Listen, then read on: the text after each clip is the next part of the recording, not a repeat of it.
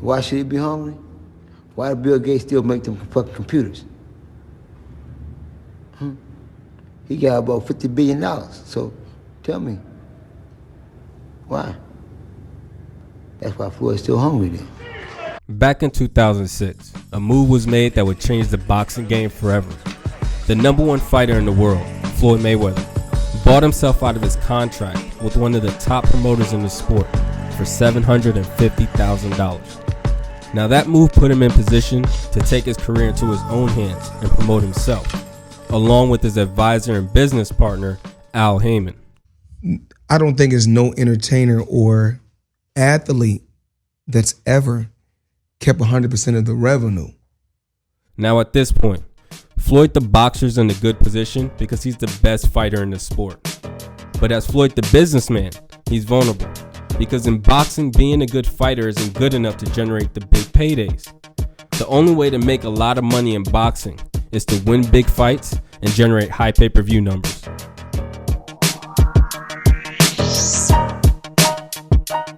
In Floyd's first fight as a CEO, he generated over $16 million. That was key because that proved that he had star power and positioned him to fight the biggest name in boxing, Oscar De La Hoya. So like a general going to war, Floyd linked with his alliances and went running for the crown.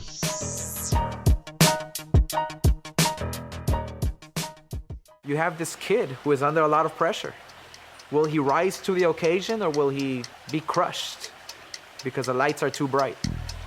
We'll have to wait and see. Although De La Hoya was the busier fighter in the early rounds, Mayweather was never hurt.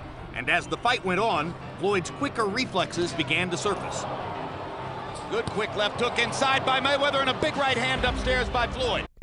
After 12 rounds, there was a new king and a new cash cow. The fight broke records and generated over $130 million. But what came next was more valuable than money. It was free promo.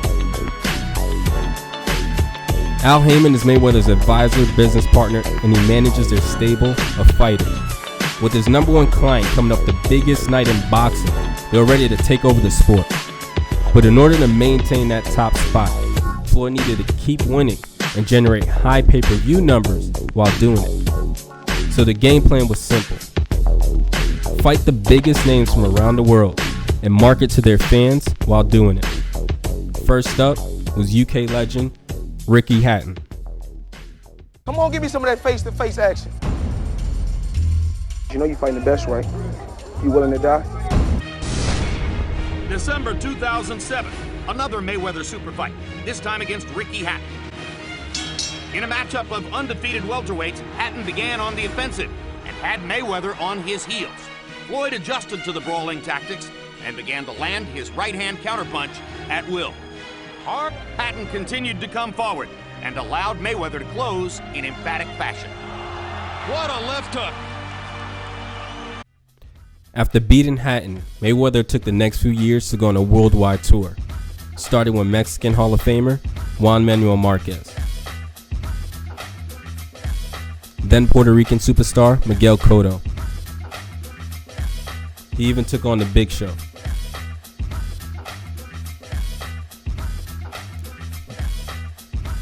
By 2012, Floyd Mayweather was the biggest fighter in the sport. But outside the ring, there were some things going on that led to Mayweather and Haymon becoming the biggest promoters in the sport. On one side, you had Floyd utilizing TV and social media to market his personality and capture millions of new fans. But on the other side, Al Haymon's reputation grew. He went from managing a few fighters to building the largest promotional banner in boxing under contract. Later that year, Mayweather and Haymon made a move that changed the boxing landscape again. Haymon set up a deal that guaranteed Floyd the largest sports contract in history, getting him over $200 million for 6 fights. While the sports world focused on the fact that Mayweather was getting $200 million, everyone ignored the fact that Mayweather and Haymon aligned themselves with network giant CBS and Spike, a move that would pay dividends later. Some question if Showtime invested too much and gave Mayweather too much money. But that talk ended when Floyd took on young rising star Canelo Alvarez. You see, at this point, Mayweather beat everyone in his division, so he needed a dangerous opponent if he wanted to continue to generate high pay-per-view numbers, and Canelo was perfect. He was younger, bigger, and had a huge fan base. We are set for the highly anticipated main event. The atmosphere is electric. After 12 rounds, Mayweather beat Canelo in an exciting fight. It broke pay-per-view numbers and generated over $230 million. Within the next year, Floyd beat the hard-hitting Marcus Maidana twice. But following that, Mayweather and Haymon put a deal in place that separated them from every promoter in the US. In one move, they closed deals with network giants ESPN, NBC, and CBS, which gave their new promotional company, PBC, exclusive rights to broadcast their fights on their platforms. This move was key because while the other promoters were putting their best fights on paid TV like HBO, this deal put Mayweather and Haymon in position to put top fights on for free to a larger audience. If that wasn't enough leverage, their PBC banner now had exclusive rights to 80% of the TV networks that showed boxing, a move that forced other promoters to work with them if they wanted to make big fights. Now with access to the masses, that set the stage for the fight that everybody was waiting on, Mayweather vs. Pacquiao. Everyone knew it would be big, but from a business standpoint, the question was how big. But we got answers pretty quick. The fight generated over $80 million before fight night. Now when it was all said and done, the fight shattered previous records and generated over $700 million. 4 months later, Mayweather retired from boxing, and after a decade on top, Mayweather and Haymon currently have over 10 world champions signed to their banner and have generated over $1.3 billion just in Mayweather fights.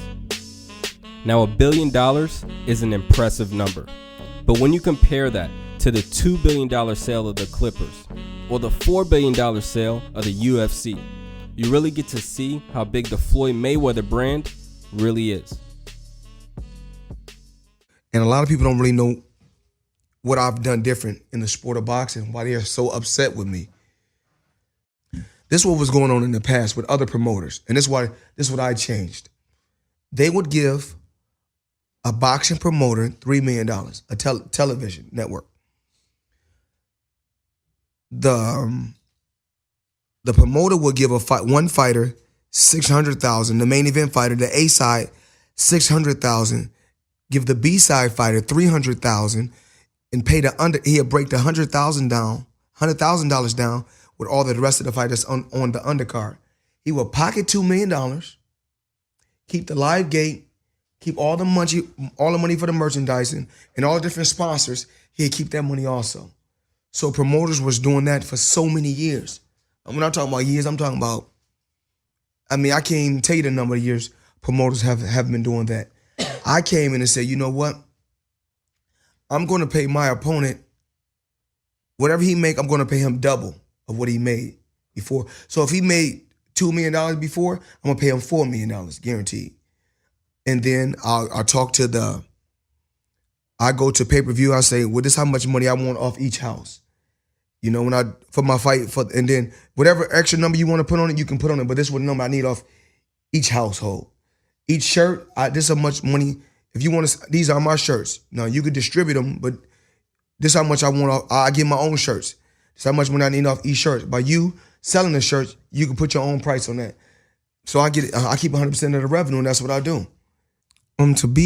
To become a great leader, you have to be a good follower, and you can't follow just one person. You have to look at different successful people. Well, me myself, I never really looked at an athlete. I always looked at the CEOs. I say, you know, when someone say, "Oh yeah, look at," I never really like when I see Michael Jackson when I was a young kid. I used to like Michael Jackson a lot. I used to always say, whoever gave Michael Jackson his deal, that's the person I need to be sitting down with, and that's always been my mentality.